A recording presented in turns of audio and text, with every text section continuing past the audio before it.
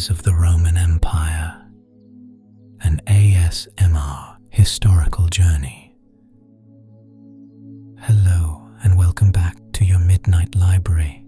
I'm so glad you're here, settling in, finding your comfort as the world outside grows quiet and still.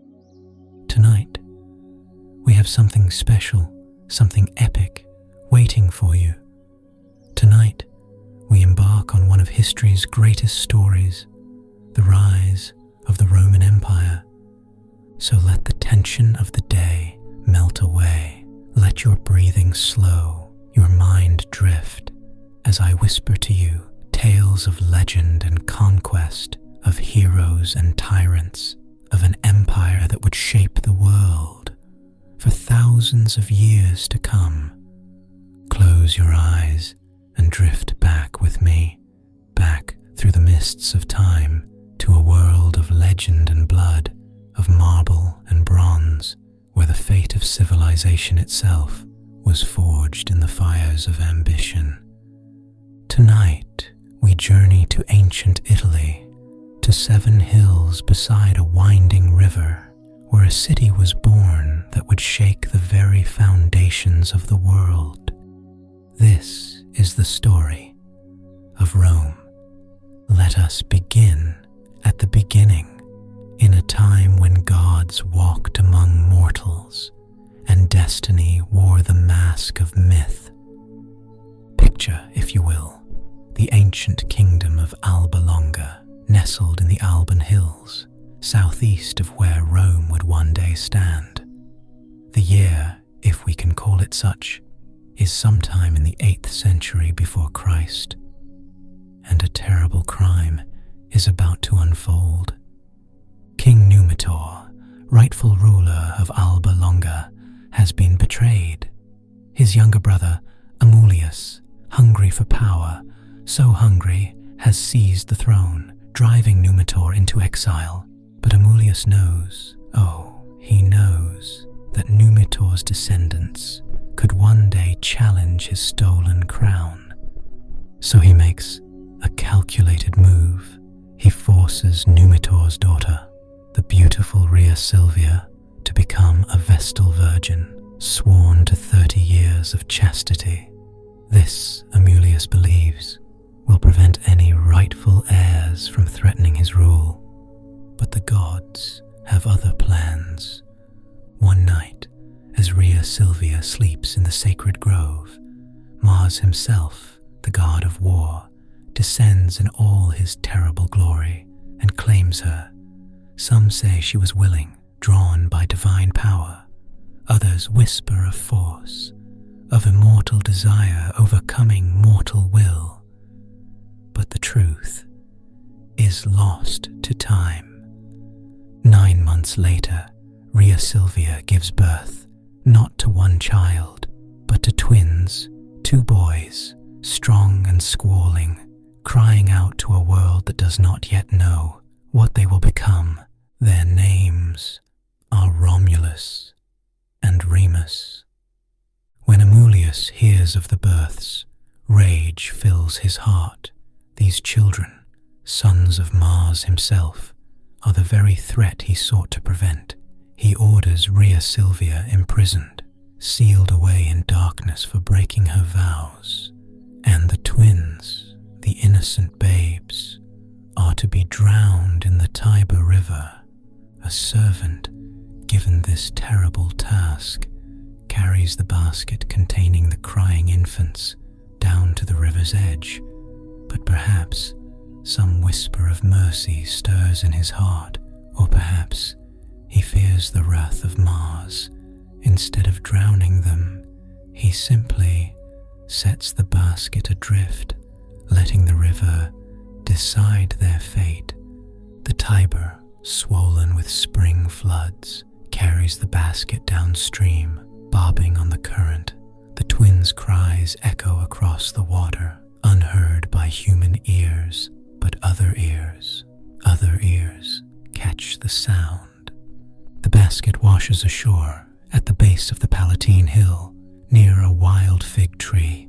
The Ficus Ruminalis, sacred to the shepherd god, and there, as the infants wail, a she-wolf emerges from the shadows. Now, you must understand, this was no ordinary wolf. Some say she was sent by Mars himself to protect his sons. Others believe she was a manifestation of the wilderness, of survival itself. She approaches the basket, and instead of devouring the helpless babies, she does something extraordinary. She nurses them. Can you imagine the scene? 2 tiny human infants suckling at the teats of a wild wolf beneath the fig tree as the Roman sun beats down. This image, this impossible mythical image, would become the very symbol of Rome, the she-wolf and the twins, representing the fierce, untamed nature of the city that was to come. But the story does not end there. A shepherd named Faustulus, tending his flocks on the Palatine Hill, discovers the wolf nursing the children. Amazed, perhaps blessed with divine insight, he waits until the wolf departs, and then, gently, carefully, he takes the twins. He brings them to his home, to his wife, Acca Laurentia, and together they raise the boys as their own. The twins grow, strong and wild, leaders among the local youths. They become shepherds like their foster father, but there is something different about them, something in the way they move, the way they command respect, the way other young men flock to follow them. They are natural warriors, natural rulers. The blood of Mars flows through their veins.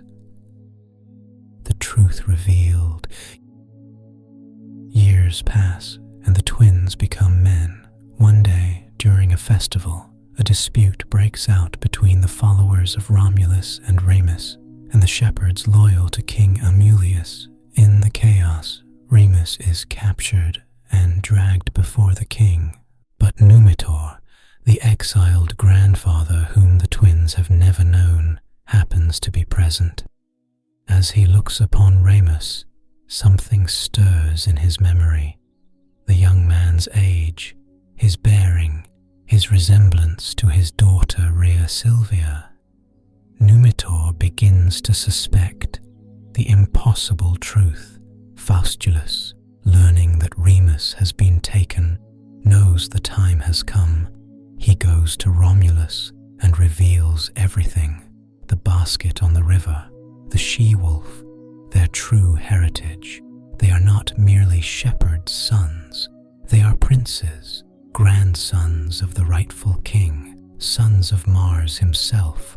Romulus, now understanding his destiny, gathers his followers. They storm the palace of Amulius. In the throne room, before the usurper king can react, Romulus strikes. His blade, swift and merciless, ends the tyrant's reign. Justice, after all these years, is served. Numitor is restored to his throne. The people of Alba Longa rejoice. The rightful order is restored, and Romulus and Remus, these twin sons of divine and royal blood, are hailed as heroes. But heroes are not content to remain idle. The founding. The twins, flush with victory and youth and ambition, decide to found a city of their own, a new city, on the hills where the she-wolf saved them, where they grew up as shepherds, a city that will surpass Alba Longa itself. But where, exactly, should this city stand? Romulus favors the Palatine Hill, where they were found, where the fig tree still stands. Remus prefers the Aventine Hill, nearby but distinct. Each brother is certain his choice is the right one. Each refuses to yield. How to decide? They turn to the ancient practice, augury, reading the will of the gods through the flight of birds. Each brother takes his position on his chosen hill and watches the sky. Remus, on the Aventine, sees 6 vultures circling in the thermals, a clear sign, surely, of divine favor. But then Romulus, on the Palatine, sees 12 vultures soaring and wheeling in the brilliant sky. 12, twice as many. The gods have spoken. The Palatine shall be the site. But Remus, proud Remus, will not accept this. The argument grows heated, bitter. Some say that in his anger, Remus leaps over the boundary that Romulus has begun to mark, the sacred pomerium, the ritual furrow that will define the city walls. So easily crossed, Remus mocks, so easily breached. What kind of city has such weak defenses? And Romulus, in a moment of rage, of pride wounded beyond measure, strikes his brother down. So perish anyone who leaps over my walls, he declares, as Remus, his twin, his other half, bleeds into the earth of the Palatine. It is a founding bathed in blood, brother's blood, the very first blood spilled on Roman soil, a dark beginning to a city that would spill so much more. The date, according to ancient calculation, is April 21st, 753 BC. The city is named Roma, after its founder, Romulus, the first king of Rome. The first king. Romulus, now sole ruler, now marked by fratricide, sets about building his city with fierce determination. But there is a problem. Rome's population consists mostly of men, refugees, outlaws, shepherds, warriors without wives, without women, without children. Rome will die in a single generation. Romulus tries diplomacy, sending envoys to neighboring settlements, seeking marriage alliances. But the surrounding peoples, the Sabines especially, refuse.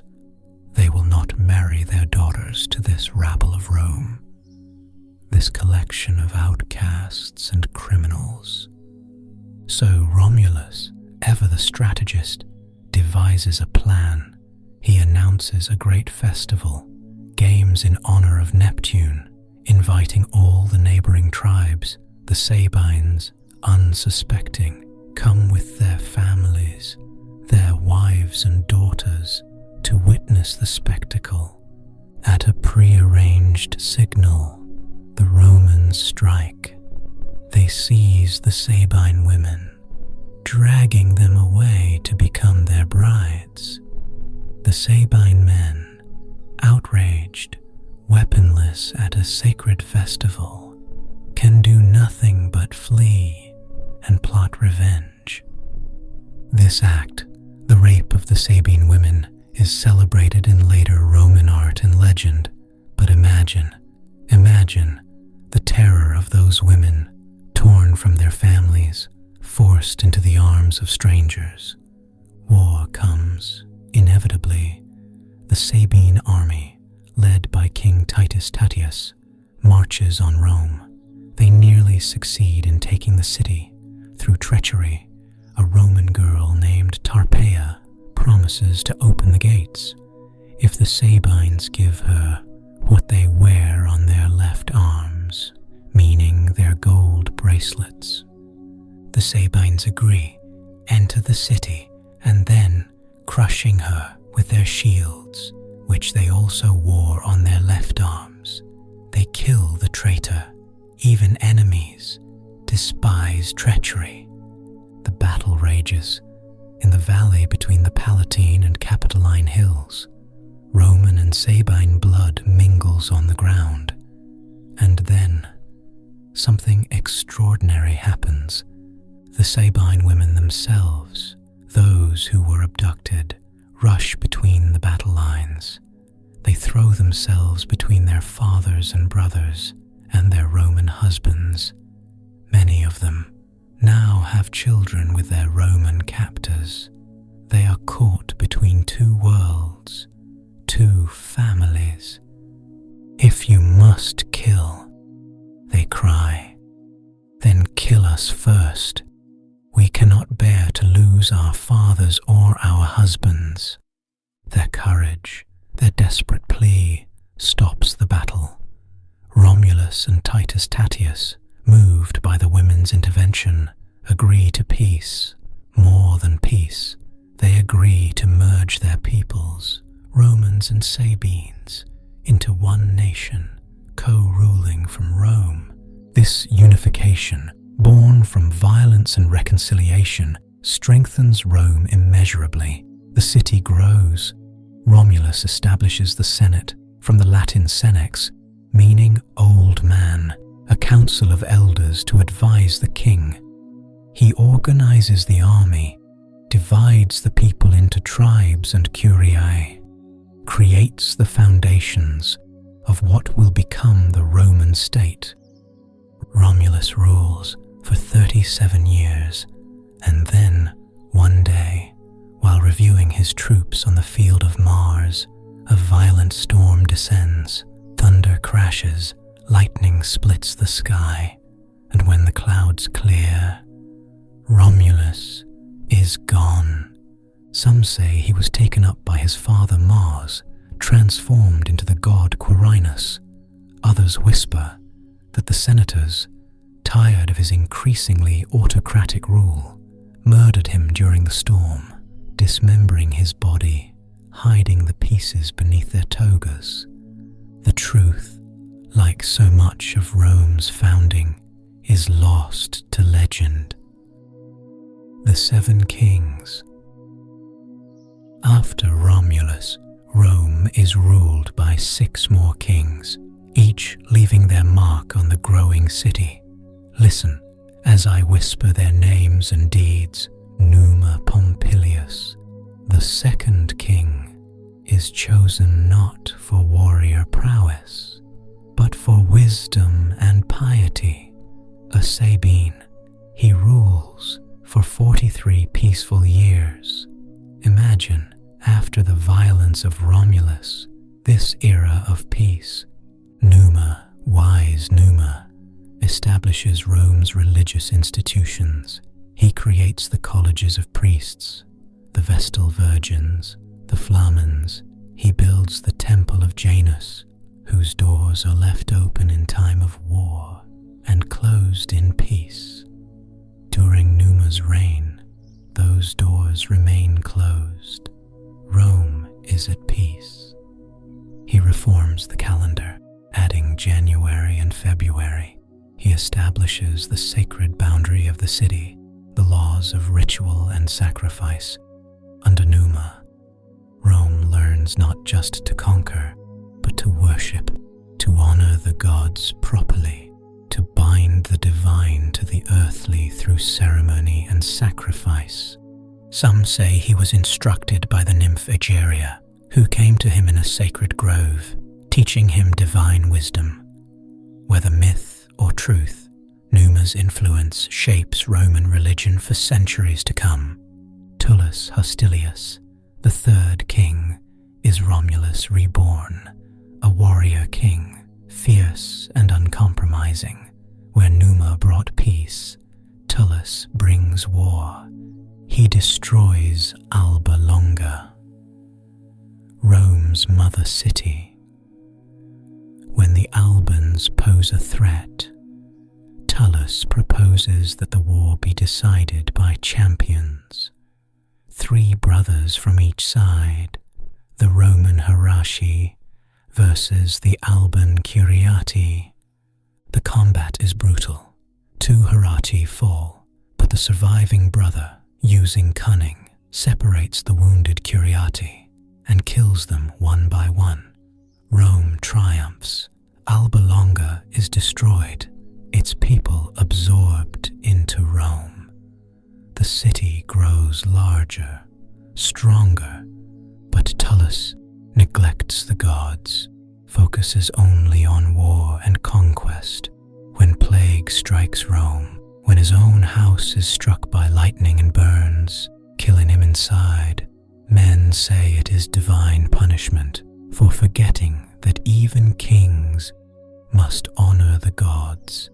Ancus Marcius, grandson of Numa, tries to balance war and peace, piety and expansion. He conquers territories, but also builds Rome's first prison, the Mamertine, where enemies of the state will languish in darkness. He extends Rome's control to the sea, founding the port of Ostia at the mouth of the Tiber. Now Rome, landlocked Rome, has access to maritime trade. The city's reach begins to extend beyond the hills. Tarquinius Priscus, an Etruscan immigrant, becomes the fifth king through ambition and his wife's prophecy. Tanaquil, his wife, sees an eagle swoop down and steal her husband's cap, only to replace it on his head, an omen of kingship. Tarquin, energetic and visionary, transforms Rome. He begins the great sewer system, the Cloaca Maxima, that will drain the marshes and make the Forum habitable. He starts the Temple of Jupiter, Optimus Maximus, on the Capitoline Hill. He establishes the Roman Games, the Ludi Romani. Under Tarquin, Rome begins to look like a true city, not just a collection of shepherds' huts. Paved streets, temples of stone, public works. Rome is growing, maturing. Servius Tullius, the sixth king, is another figure shrouded in mystery. Some say he was the son of a slave, others that he was Latin nobility. Tanaquil, widow of Tarquin, orchestrates his rise to power, seeing in him Rome's future. Servius is remembered for his great reforms. He conducts the first census, organizing Romans by wealth rather than birth alone, dividing them into classes. The Comitia Centuriata, the Centuriate Assembly, gives Rome a new political structure. He extends the city, building the Servian Wall, encompassing all 7 hills. Rome, once a village on the Palatine, now sprawls across multiple hills, a true city, fortified and organized. But Servius's daughter, Tullia, ambitious Tullia, plots against her own father. She is married to Tarquin's son, Lucius Tarquinius, and together they hunger for power. They murder Tullia's husband and Tarquin's brother, marry each other, and begin their conspiracy. One day, Lucius Tarquinius strides into the Senate, sits on the king's throne, and declares himself ruler. When Servius arrives, outraged, to challenge this usurpation, the younger man throws the elderly king down the Senate steps. Servius, bleeding, broken, tries to flee, but Tarquin's men chase him down and murder him in the street. And then comes the most horrifying moment. Tullia, driving her chariot through Rome, comes upon her father's corpse lying in the road. Her driver hesitates, but she commands him, "Drive on." The chariot wheels roll over her father's body. His blood stains the street. That place is thereafter known as the Vicus Sceleratus, the street of crime. Some crimes are too great to be forgotten. The Tyrant King. And so begins the reign of Tarquinius Superbus, Tarquin the Proud, the 7th and final king of Rome. Tarquin rules. consent of Senate or people. He dispenses with tradition, with consultation. His word is law, absolute and unquestioned. He executes or exiles senators who oppose him, filling their places with his own supporters. Yet, in some ways, Rome prospers. Tarquin completes the Temple of Jupiter. He expands Roman territory. He makes treaties with neighboring peoples. But the Romans chafe under his tyranny. Freedom once tasted cannot be forgotten. The end, when it comes through lust and rage. Tarquin's son, Sextus Tarquinius, visits the home of his cousin Collatinus. In Collatinus's absence, Sextus is hosted by Collatinus's wife, Lucretia, renowned throughout Rome for her virtue and beauty. That night, Sextus returns. He enters Lucretia's chamber, sword in hand, and threatens her. "Submit to me," he demands, "or I will kill you, and a slave beside you, and say I found you in adultery." To die dishonored, or to live violated.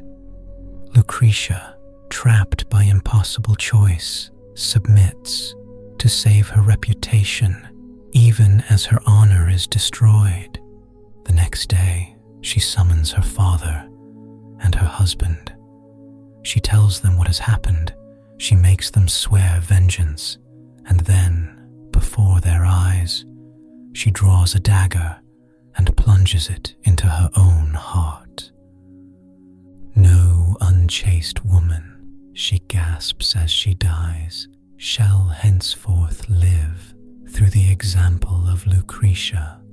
Her body, her sacrifice, becomes the catalyst for revolution.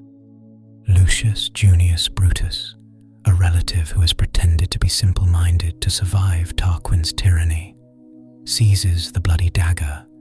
He holds it aloft and swears an oath. "By this blood, most pure before the royal outrage, I swear before the gods that I will pursue Lucius Tarquinius Superbus and his whole family with fire and sword, and by whatever means I can, and I will not allow them or anyone else to be king in Rome." The people, already resentful of tyranny, rally to Brutus. The gates of Rome are closed against the Tarquins. Tarquin, who is away besieging a neighboring city, rushes back but finds himself shut out. The army defects to Brutus. The monarchy, established by Romulus 244 years before, ends not with glory, but with rape and revolution. The year is 509 BC.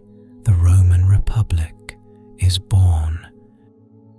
The birth of the Republic. Picture Rome in those first heady days of freedom. The Tarquins are gone, exiled. The people gather in the forum, debating, arguing, deciding how to govern themselves. Never again will they submit to the rule of one man. They create a new system. Instead of one king, there will be two consuls, elected annually. Each can veto the other, preventing any single man from accumulating too much power. These consuls will command the armies, will administer justice, will lead the state, but only for 1 year and only together. Brutus himself, the liberator, becomes one of the first two consuls. Rome has its freedom, but freedom must be defended. Tarquin does not accept his exile. He seeks help from Lars Porsena, the Etruscan king of Clusium, Porsena marches on Rome with a great army. The new republic faces its first test. During the siege, a young Roman warrior named Horatius Cocles holds the bridge across the Tiber almost single-handedly. As the Etruscan army charges, Horatius, with just 2 companions, defends the narrow bridge. When his companions retreat, he tells them to destroy the bridge behind him, destroy it, while he holds the enemy alone. Can you imagine? One man facing an army. The bridge collapses, and Horatius, in full armor, leaps into the Tiber, swimming to safety as Etruscan arrows fill the air around him. Rome is saved. Another legend from this time tells of Mucius Scaevola.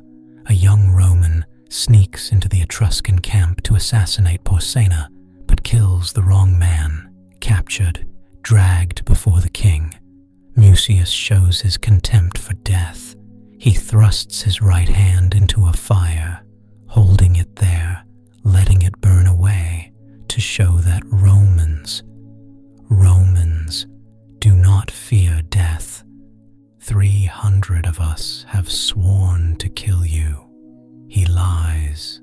You must kill us all. Porsena, impressed and unnerved, makes peace with Rome. Whether these tales are true or legends created to inspire, they show what Romans believed about themselves: courage, sacrifice, devotion to the city above all else. But not all threats come from outside. Brutus discovers that his own sons, his own blood, have been conspiring with the Tarquins, plotting to restore the monarchy. As consul, as father, as Roman, Brutus must judge them. He orders their execution. Imagine, if you can, watching your own sons beheaded before your eyes because they betrayed the Republic, because law must be supreme. This is Roman virtue, harsh and uncompromising. The state above family, above love. The Republic is born in blood and will be maintained in blood. The struggle of the orders. But the Republic is not paradise. It is an oligarchy controlled by the patricians, the wealthy noble families who trace their lineage back to Rome's founding. The plebeians, the common people, the soldiers and farmers and craftsmen who make up the bulk of Rome's population have little power. They cannot hold high office. They are excluded from the Senate. They are crushed by debt, and when they cannot pay, they become slaves to their creditors. This cannot stand. Not when these same plebeians fight Rome's wars, bleed for Rome's glory. In 494 BC, just 15 years after the Republic's founding, the plebeians revolt, but not with violence. Oh no, they simply leave. They march out of Rome, across the Tiber, to the Sacred Mount. They establish their own camp, their own assembly. Let the patricians defend Rome, they say. Let them plow the fields. Let them fight the wars. We are done. Rome, without its laborers, its soldiers, cannot function. The patricians must negotiate. The plebeians win concessions. They create their own officials, the tribunes of the plebs, who have the power to veto any action that harms plebeian interests. Sacrosanct, that's what the tribunes are, protected by sacred oath. Anyone who harms a tribune can be killed on the spot by any plebeian. This is the beginning of a long struggle, the conflict of the orders that will last for 2 centuries. Gradually, step by step, the plebeians gain more rights, more access to power. The 12 tables, published around 450 BC, codify Roman law, making it public, accessible. No longer can patrician judges interpret unwritten customs in their own favor. The law, written in bronze, stands in the forum for all to see, to know, to cite. Intermarriage between patricians and plebeians is legalized. Plebeians gain access to higher offices, to the consulship itself. The republic, slowly, painfully, becomes more democratic, or at least less oligarchic. But make no mistake, Rome remains stratified, hierarchical. The best families, the optimates, still dominate. Clients follow their patrons. The mos maiorum, the way of the ancestors, holds tremendous power. Rome changes, but slowly, conservatively, always looking back to tradition, even as it moves forward. The Conquest of Italy. While Romans argue among themselves, they also fight constantly against their neighbors. Italy, in the 5th and 4th centuries BC, is a patchwork of peoples: Latins, Etruscans, Samnites, Greeks in the south, each group watching Rome warily. Some ally with Rome, others oppose. Rome fights the Latin League, its own cousins, in a series of wars. Rome fights the Etruscans, those culturally advanced people who once dominated central Italy. Rome fights the Gauls, who in 390 BC sack Rome itself, burning most of the city, accepting a ransom of gold. Vae Victis, the Gallic chieftain Brennus declares as he throws his sword onto the scales weighing the gold. Woe to the conquered. The humiliation burns in Roman memory. They will never forget. But Rome rebuilds, stronger. The Servian wall is reinforced. The army is reformed. The manipular legion, flexible and disciplined, becomes Rome's instrument of conquest. The Samnite wars, lasting decades, are particularly brutal. The Samnites, tough mountain warriors, fight with desperate courage. At the Caudine Forks in 321 BC, they trap an entire Roman army, forcing the soldiers to pass under a yoke. Sub jugum, the ultimate humiliation. Rome reels from this disgrace, but does not break. They come back again and again. Romans do not give up. Romans do not accept defeat. They learn, they adapt, they persist. By 290 BC, the Samnites are conquered. By 275 BC, Pyrrhus of Epirus, the Greek king who fights Rome with elephants and wins battles at such cost that we still speak of Pyrrhic victories, is driven from Italy. Rome now controls the entire Italian peninsula. Hundreds of communities are bound to Rome through various treaties. Some are full citizens, others allies, but all must provide soldiers for Rome's armies. This is Rome's genius, not just conquest, but integration. The allied cities retain autonomy, but their manpower swells Rome's legions. Every victory brings more allies, which brings more soldiers, which brings more victories. A snowball rolling downhill, gathering mass and momentum. Rome builds roads, the Via Appia, stretching south from Rome, Arrow Strait, engineering marvels that last millennia. These roads allow Roman armies to move swiftly, to respond to threats, to project power. And in 264 BC, Rome stands master of Italy, the greatest power in the peninsula. The Italian Confederation, united under Roman hegemony, is strong enough to challenge anyone, including Carthage. Carthage rising. Across the Mediterranean, another power has risen. Carthage, the Phoenician city in North Africa, founded by colonists from Tyre centuries before Rome was born. Carthage is wealthy beyond imagination. Her ships sail to the Pillars of Hercules and beyond, trading tin from Britain, amber from the Baltic, spices from the East. Her warehouses overflow with goods. Her harbours bristle with warships.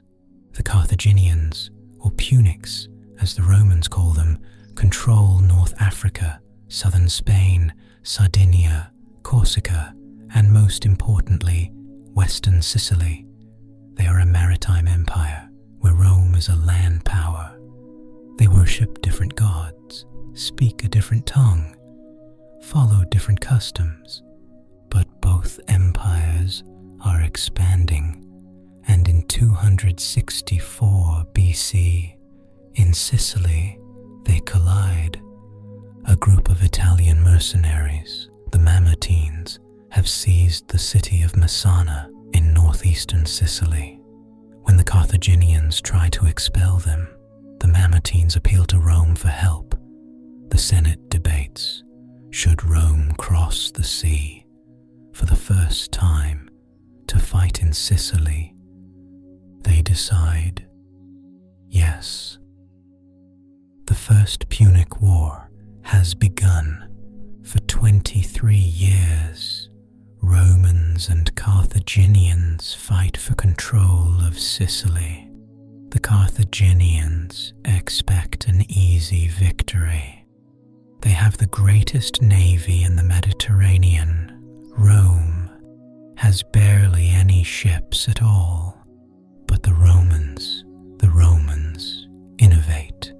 They build their fleet using a wrecked Carthaginian ship as a model, and they add something new, the Corvus, the Raven. The Corvus is a boarding bridge with a spike on the end. When a Roman ship approaches a Carthaginian vessel, the Corvus drops. The spike impales the enemy deck, and Roman marines charge across, turning a naval battle into a land battle. The Romans, who excel at close combat, at infantry warfare, suddenly can compete at sea. Battle after battle, at Mylae, at Ecnomus, the Roman fleet grows stronger. Rome even invades Africa, landing an army near Carthage itself. The Carthaginian general Xanthippus defeats this invasion, and the Roman commander, Regulus, is captured. The Romans send Regulus back to Rome to negotiate his own ransom, but Regulus, in front of the Senate, urges them to reject the peace terms, to continue the war, and then he returns voluntarily to Carthage to face certain torture and death because he gave his word, because duty supersedes life. At least, that's what the Romans say happened. Whether true or not, it shows what they valued: honor, duty, keeping one's word, even unto death. The war grinds on. Fleets are destroyed in storms. Armies march and countermarch. Tens of thousands die. Finally, in 241 BC, at the Aegates Islands, the Roman fleet wins a decisive victory. Carthage, exhausted, sues for peace. Sicily becomes Rome's first overseas province. Carthage pays a massive indemnity. Rome is now a Mediterranean power, but in Carthage, a family burns with humiliation and dreams of revenge. The Barcid family, and its greatest son is just 9 years old. His name is Hannibal.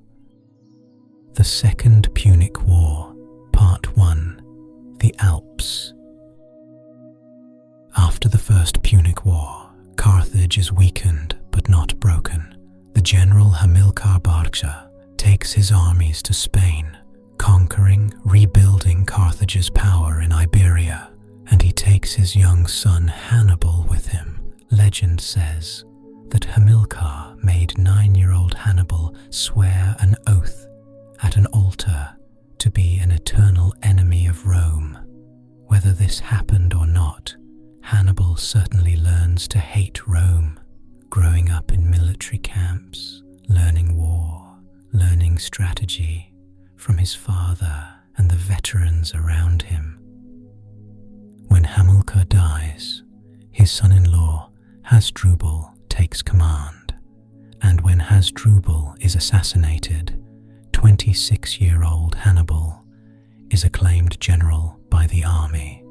Hannibal, brilliant, charismatic, ambitious, looks at Spain and sees a springboard to Italy, to Rome itself. In 218 BC, he provokes war by besieging Saguntum, a Spanish city allied with Rome. Rome demands he withdraw. He refuses. The Second Punic War begins. But how? How can Hannibal attack Rome? The Roman navy controls the sea. Carthage cannot transport an army to Italy by ship. Hannibal must find another way. He will march by land from Spain through Gaul and into Italy. He will cross the Alps. It seems impossible. The Alps, jagged mountains, snow-capped even in summer, passes barely wide enough for men to walk single file. And Hannibal plans to bring an army, tens of thousands of infantry, cavalry, and elephants, war elephants, from North Africa. The sight of them alone strikes terror into enemies, but to bring them over the Alps, in the spring of 218 BC, Hannibal sets out. His army numbers perhaps 90,000 infantry, 12,000 cavalry, and 37 elephants. He marches through Spain, crossing the Ebro River, fighting hostile tribes, crossing the Pyrenees. Already, the army is reduced. Some troops are sent back, others desert. Battles claim more, but Hannibal pushes on into Gaul. The Gauls, some tribes hostile, others friendly. Slow his march, but Hannibal negotiates, fights when necessary, and reaches the Rhone River by late summer.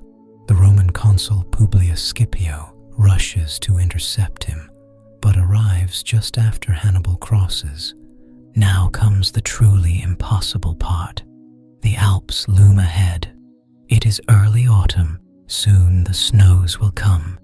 Hannibal must hurry. The army begins to climb. Narrow paths wind up the mountainsides. Rock slides, triggered by hostile mountain tribes, crush men and animals. The air grows thin, cold. Men gasp for breath. Elephants, creatures of warm Africa, suffer in the freezing temperatures. Higher they climb. The passes are treacherous. At one point, a landslide blocks the path. Hannibal's engineers must literally carve a new path through the rock. They build fires, heating the stone, then pour vinegar on it, making it crack and splinter. Slowly, agonizingly, they cut through. Men freeze, fall from cliffs, die of exhaustion. The army is strung out, vulnerable. When they reach the summit, relief turns to dread. The descent is worse. The trails are icy, treacherous. Horses slip and fall, screaming as they plummet. Elephants, terrified, cannot be controlled. But Hannibal, always at the front, always visible, drives his army on. After 15 days in the mountains, they descend into the Po Valley, into Italy. The army that emerges is a shadow of what entered. From 90,000 infantry, perhaps 20,000 remain. From 12,000 cavalry, maybe 6,000. And the elephants, most have died, freezing or falling or simply giving up. But Hannibal has achieved the impossible. He is in Italy with an army ready to destroy Rome. The Second Punic War, Part 2. Blood and Ashes. The Romans are shocked, an army over the Alps in autumn, with elephants. It cannot be, but it is. The consul Publius Scipio hastens north with his legions. At the Ticinus River, the armies meet. Hannibal's cavalry, his Numidian horsemen especially, are superior. Scipio is wounded, nearly killed, saved only by his teenage son, who rides into the melee and rescues his father. The Romans retreat. More legions march north. At the Trebia River, in December 218 BC, Hannibal springs a trap. He lures the Romans across the icy river and then unleashes his cavalry and hidden troops. The Romans, wet, cold, exhausted, are slaughtered. 2 legions destroyed. Hannibal winters in northern Italy, recruiting Gauls who hate Rome. To his cause, his army swells again. In the spring, he marches south. The consul Gaius Flaminius pursues him. Hannibal leads the Romans along the northern shore of Lake Trasimene. The path is narrow, mountains on one side, lake on the other, and then, in the early morning mist, Hannibal's army, hidden in the hills, attacks. The Romans, trapped, cannot maneuver, cannot escape. They are driven into the lake, drowning in their armor, or cut down on the shore. 15,000 Romans die, including Flaminius himself. In 3 hours, another Roman army ceases to exist. Rome is gripped by panic. Hannibal is in Italy, unstoppable. The Romans appoint a dictator, Fabius Maximus, to handle the crisis. Fabius knows he cannot defeat Hannibal in open battle, so he doesn't try. He follows Hannibal's army, camps near it, but refuses battle. He harasses supply lines, burns crops, wears Hannibal down through delay. The Romans mock Fabius, call him cunctator, the delayer. They want action, they want victory, not this cowardly shadowing. So when Fabius's term ends, the Romans elect new consuls, aggressive commanders. They raise the largest army Rome has ever fielded, 8 legions, perhaps 80,000 men. They march south to Cannae, in Apulia, where Hannibal has seized a Roman supply depot. The year is 216 BC. The day is August 2nd, and what happens at Cannae will be remembered forever. The Romans deploy in their traditional formation, infantry in the center, cavalry on the wings. They outnumber Hannibal significantly. They are confident. Hannibal arranges his army differently. His infantry forms a crescent, bulging charging toward the Romans.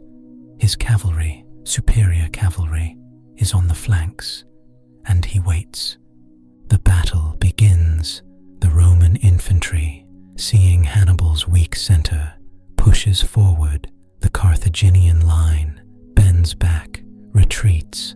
The Romans press harder, thinking victory is at hand. They push deeper into Hannibal's formation, and then Hannibal springs his trap. His cavalry has routed the Roman cavalry. Now it swings around, hitting the Roman infantry from behind. Hannibal's African troops on the flanks wheel inward. The Romans suddenly find themselves surrounded, compressed from all sides, crushed together, unable to use their weapons, unable to maneuver. It becomes a slaughter. Romans die by the thousands. Men trample their own comrades trying to escape. Officers die alongside common soldiers. The consul Paulus dies fighting.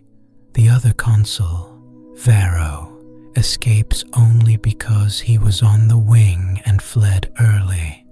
By day's end, 50,000 Romans are dead, 10,000 more captured. It is the worst defeat in Roman history. An entire generation of Rome's soldiers lies dead on the fields of Cannae. Hannibal's men collect the gold rings from the fingers of fallen Roman nobles. They fill bushel baskets with them, sending them to Carthage, proof of the victory. In Rome, they say that every family has lost someone. The wailing can be heard throughout the city. Surely now, Rome will sue for peace. But Rome does not. The Senate meets. They refuse to negotiate. We will not treat with the enemy while he remains on Italian soil. The Romans, facing annihilation, choose defiance. They forbid public mourning to prevent panic. They raise new legions, arm slaves, boys, old men. They recall the Fabian strategy. No more pitched battles. Hannibal can march where he wants. He can win every battle, but he cannot force Rome to surrender. And Hannibal's situation is not as strong as it seems. He has destroyed Roman armies, but he cannot take Rome itself.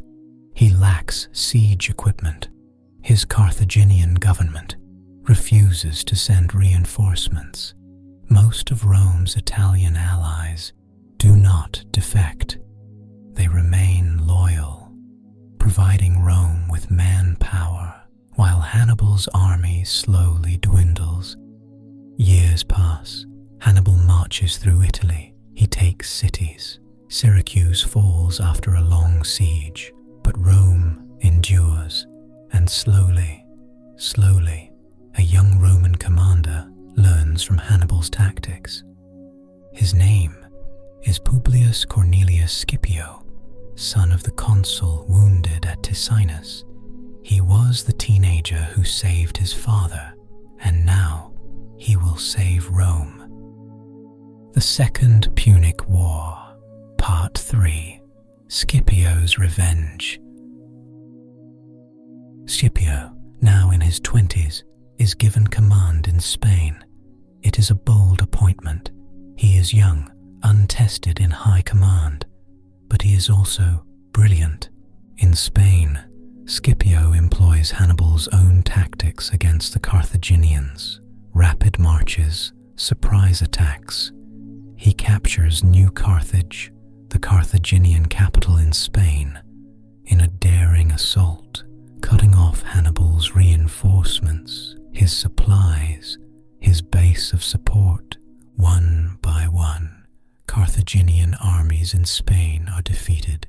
Scipio, like Hannibal, trains his troops in new formations, in flexibility, in responding to changing circumstances. He is a student of war, learning from the master and improving on the lessons. By 206 BC, Spain is Rome's, Carthage's Western Empire is gone. Scipio returns to Rome and proposes something audacious. Take the war to Africa, invade Carthage itself, force them to recall Hannibal from Italy. The Senate hesitates. It is risky. What if it fails?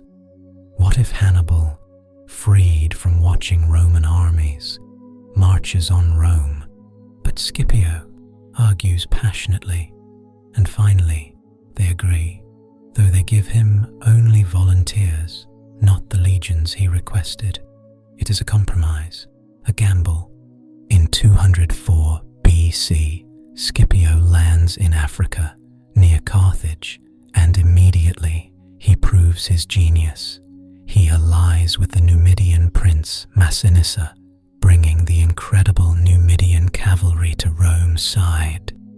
He defeats Carthaginian armies. He besieges Carthaginian cities. Carthage panics. They recall Hannibal from Italy. After 15 years in Italy, Hannibal leaves, sailing back to Africa to defend his homeland. In 202 BC, at Zama, the two greatest generals of the age meet at last. Hannibal, the master tactician, the conqueror of Cannae, versus Scipio, his student and rival. Hannibal tries his old tactics, but Scipio knows them, has prepared for them. When Hannibal sends his elephants, Scipio's troops open lanes, let the beasts charge through harmlessly. When Hannibal's cavalry attacks, Massinissa's horsemen, more numerous now, drive them off. The infantry clash, and Scipio has learned well. His troops hold, fight fiercely, and when Hannibal's cavalry flees the field, Massinissa pursues them and then returns, crashing into Hannibal's rear. Cannae in reverse.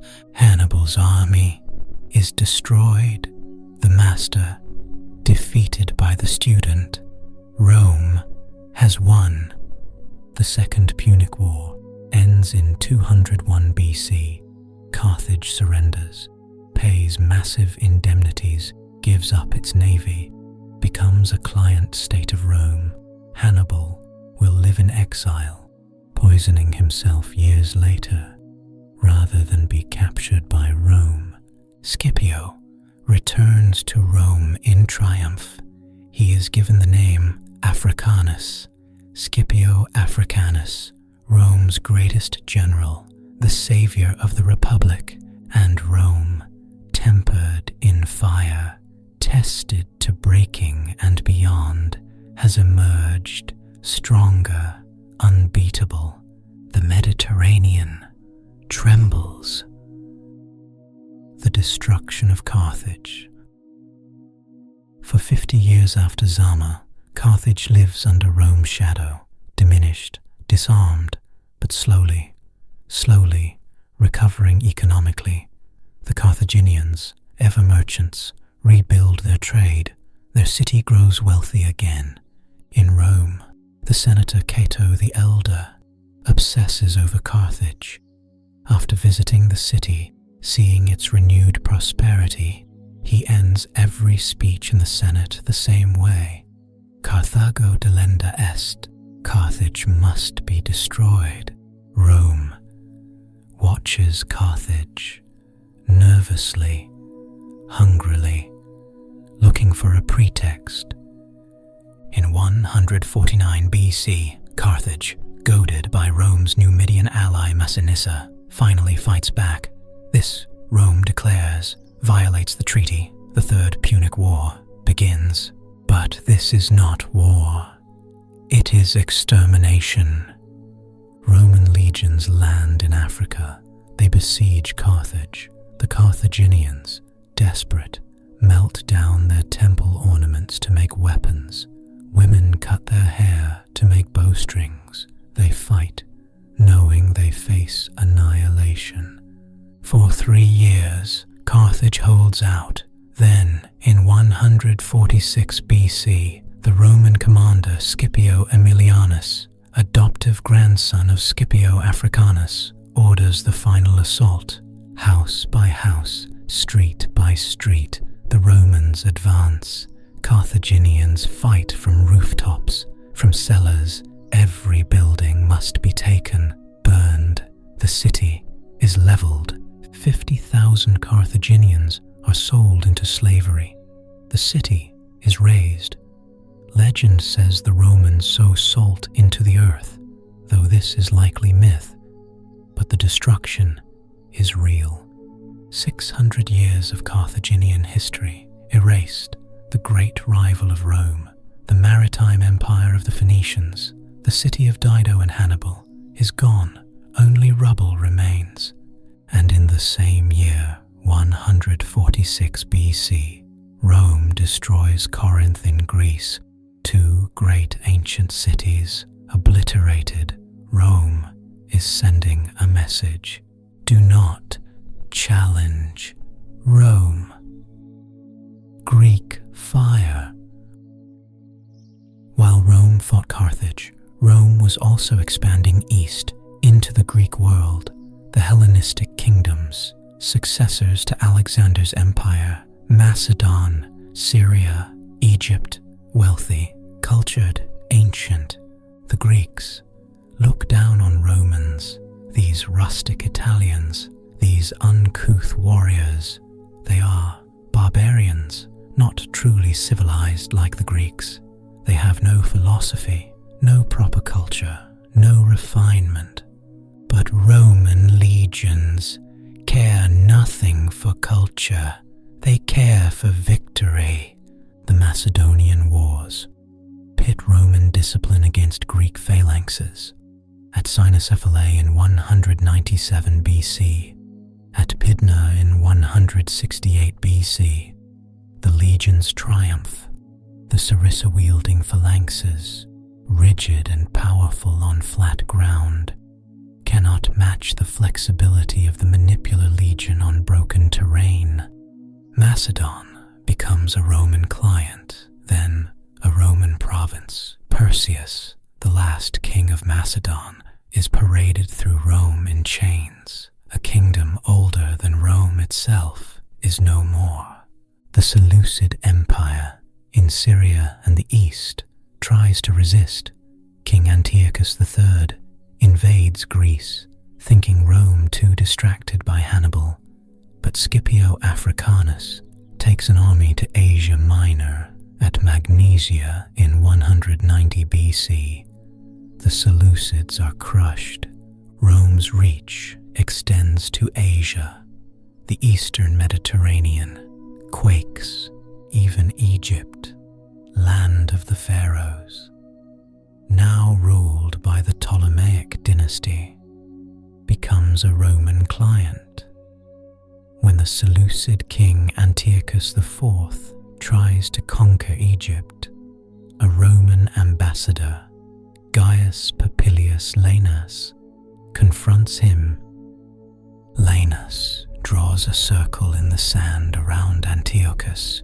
Before you step out of that circle, he says, give me an answer for the Roman Senate.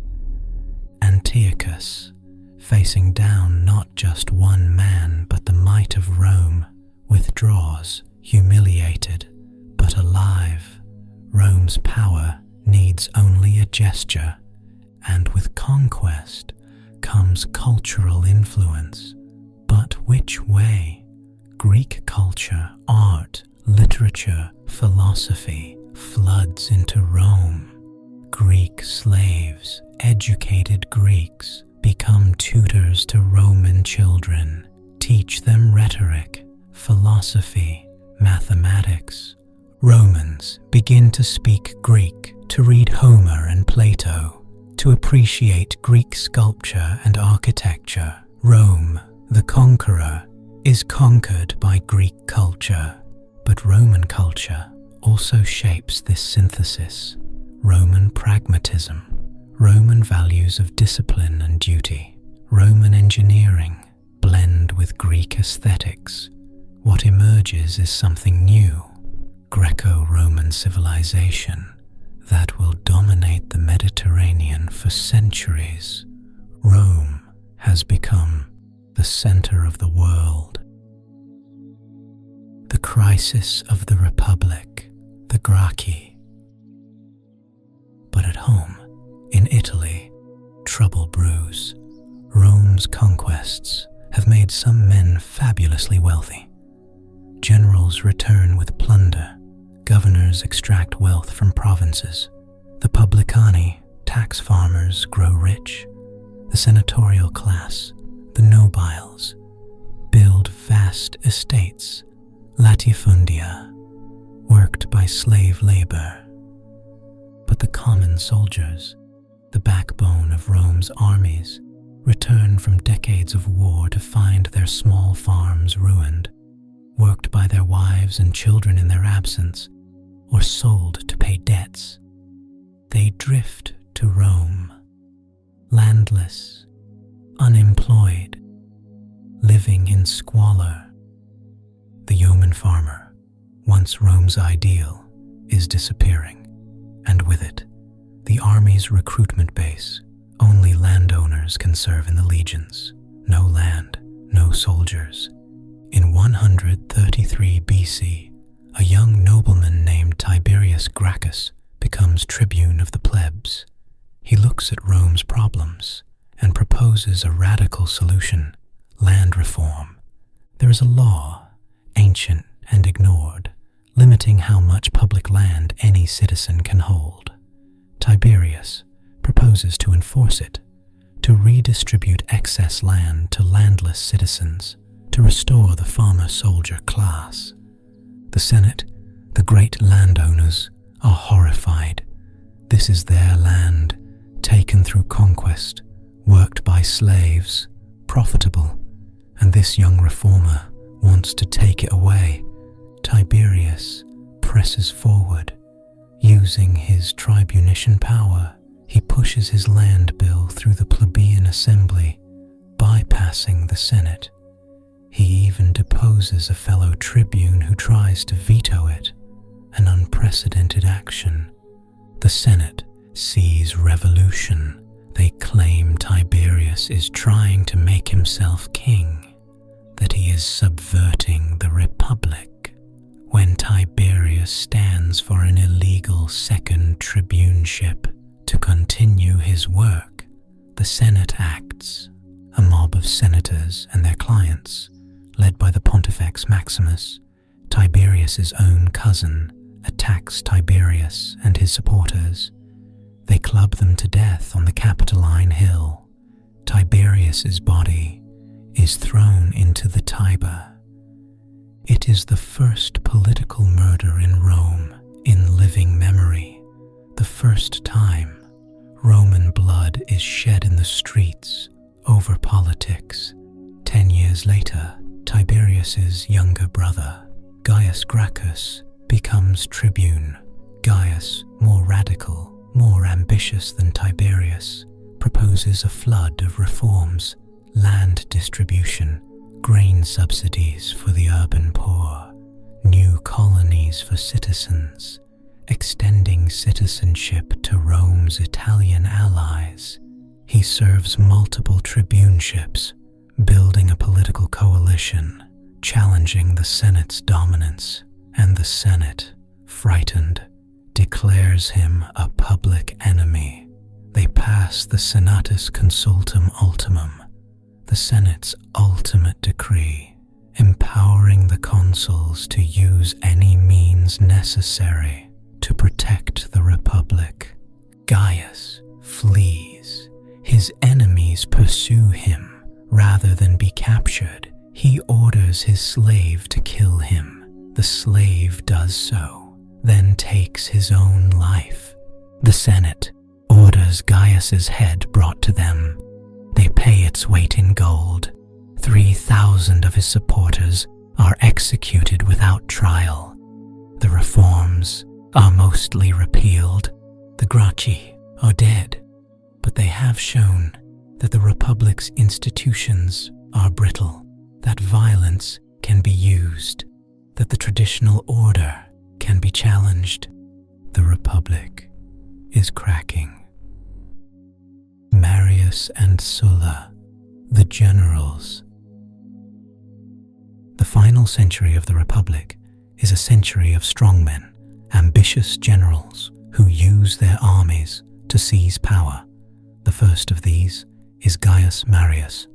Marius, a novus homo, a new man with no noble ancestors, rises through military brilliance.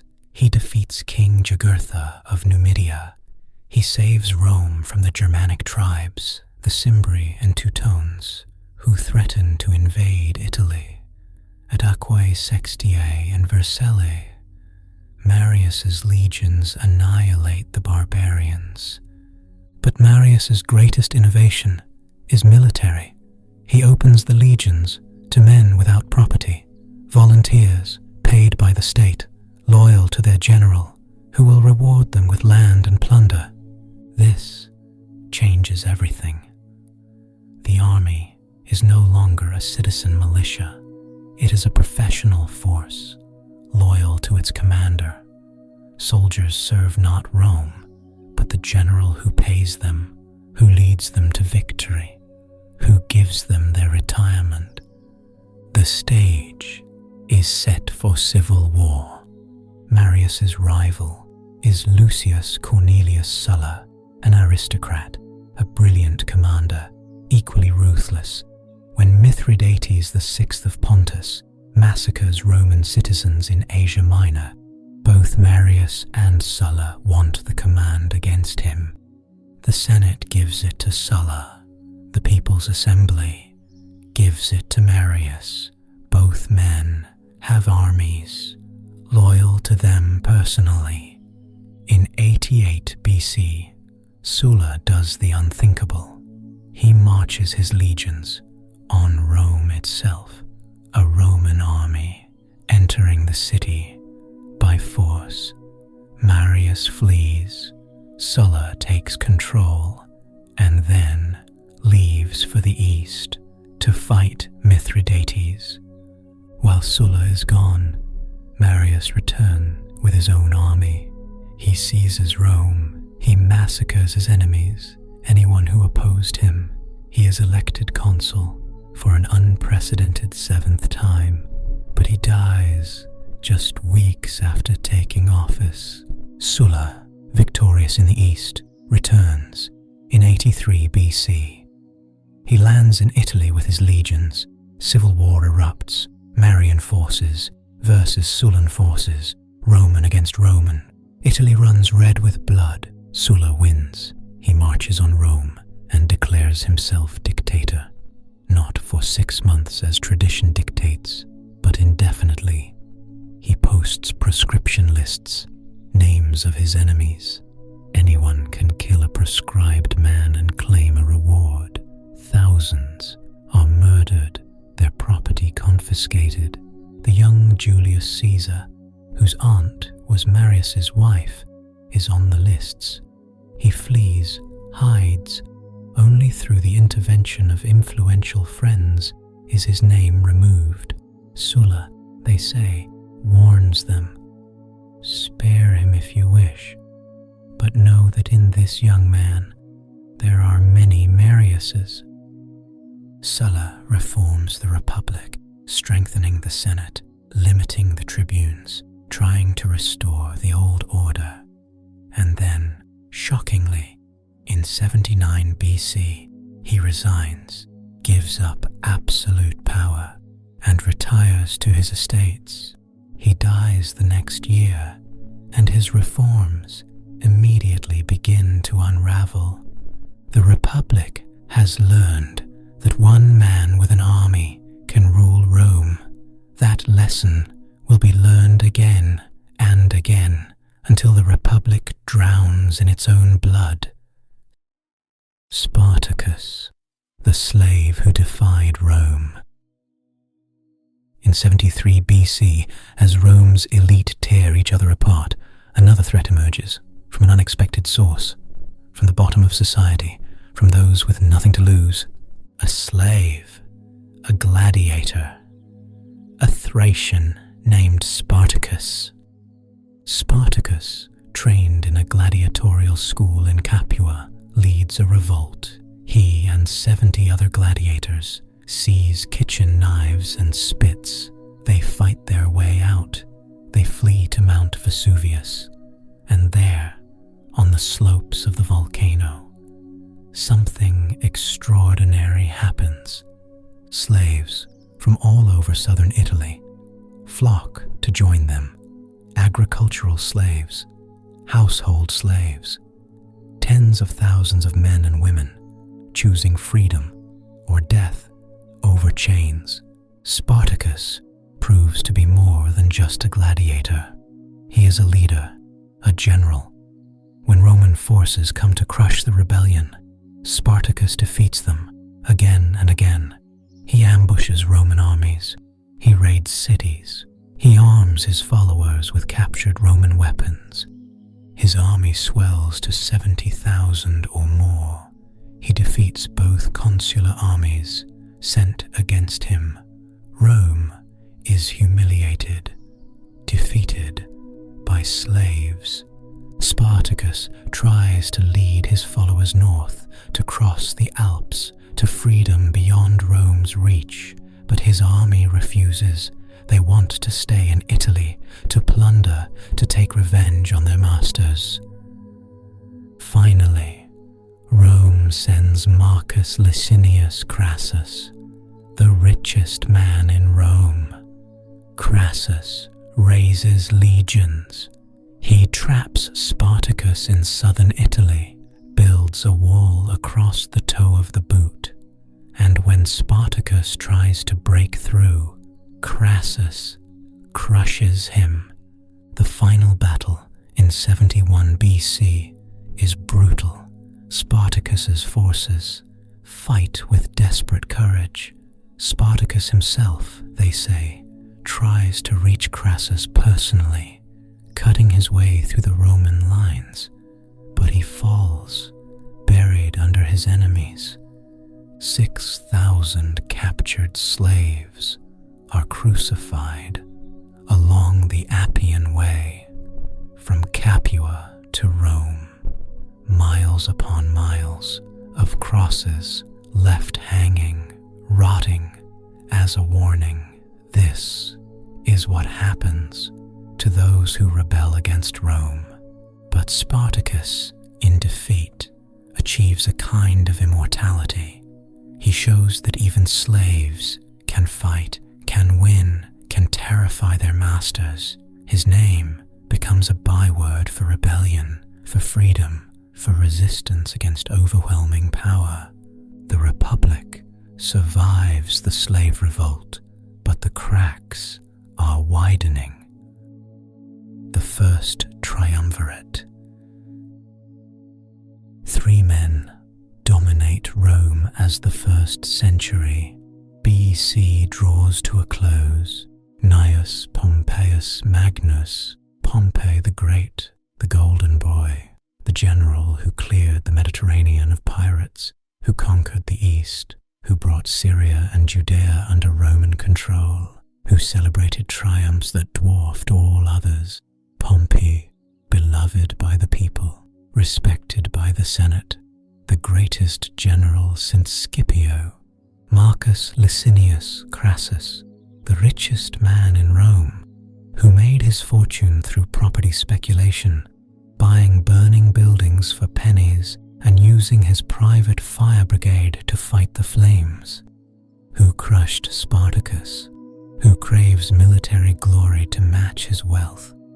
Gaius Julius Caesar, the young patrician, brilliant, ambitious, charismatic, nephew of Marius, connected to the popular faction, but not yet proven in high command. In 60 BC, these 3 men form an alliance, unofficial, secret, a pact to dominate Roman politics, to bypass the Senate, to get what each wants for Pompey, ratification of his eastern settlements, and land for his veterans, for Crassus, political power and wealth, for Caesar, the consulship, and then a military command to win glory and wealth and power. Together, they are unstoppable. They control the assemblies, bribe and threaten, push through their agenda. The Senate watches helplessly. Caesar becomes consul in 59 BC. He secures commands in Gaul for 5 years, commanding 4 legions, his chance to prove himself Pompey's equal. And Gaul, distant, barbaric Gaul, will be the making of him. Caesar in Gaul. Gaul is not one nation but hundreds of tribes, constantly warring among themselves, some Romanized in the south, others utterly wild in the north. The Druids, priests and judges hold spiritual sway. Warriors seek glory in battle. Heads of enemies are trophies. Caesar arrives in 58 BC, ostensibly to protect Roman allies, in reality to conquer. For 9 years, Caesar wages war in Gaul. His commentaries, his own writings, tell the tale vividly, clearly, making Caesar the hero of every campaign. He defeats the Helvetii, who try to migrate across Gaul. He defeats the German king Ariovistus, who threatens Gallic tribes allied with Rome. Each victory is sent back to Rome. Each success is publicized. Caesar is building his reputation, his legend. He campaigns in Belgium, in Britain, crossing the Channel twice, the first Roman to do so. He builds a bridge across the Rhine in just 10 days, marches his army into Germany, shows Roman might, then marches back and dismantles the bridge, a demonstration of power. His legions, hardened by constant warfare, become the finest fighting force in the world. Caesar's 10th Legion, especially, is legendary, loyal, ferocious, unstoppable. But Gaul resists. In 52 BC, a Gallic chieftain named Vercingetorix unites the tribes, a desperate rebellion, to throw off Roman rule. Vercingetorix employs scorched earth tactics, denying Caesar supplies. At Gergovia, Caesar is defeated, his first major setback, but then, at Alesia, Caesar turns the tables. Vercingetorix withdraws to the hilltop fortress of Alesia. Caesar besieges it, but Gallic relief armies are coming to lift the siege. Caesar, incredibly, builds 2 sets of fortifications, one facing inward to pen in Vercingetorix, one facing outward to hold off the relief army. When the Gauls attack, Caesar holds, barely. The 10th Legion charges to a critical spot. Caesar himself, conspicuous in his general's cloak, rallies his men. The Gauls are defeated. Vercingetorix, surrounded, starving, surrenders. He rides out from Alesia in full armor and lays down his weapons at Caesar's feet. Caesar takes him prisoner to be displayed in a triumph and then strangled in Rome's prison. Gaul is conquered. Caesar has won glory and wealth, plunder beyond measure, and, crucially, legions fanatically loyal to him. Back in Rome, the triumvirate is cracking. Crassus, seeking military glory, has gone east In 53 BC, at Carrhae in Mesopotamia, the Parthians annihilate his army. Crassus is killed, one triumvir gone, and Pompey, worried about Caesar's growing power and prestige, begins to drift toward the Senate. The two men, once allies, begin to circle each other like wolves. The Republic stands on the brink. To be continued in Part 2. Let these ancient stories echo in your mind as you drift into sleep. The rise of Rome, from legend to reality, from village to empire, is only beginning.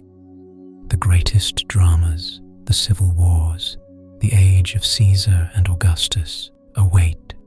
Rest now and dream of marble and bronze, of legions marching, of an empire rising. Until next time, sleep well.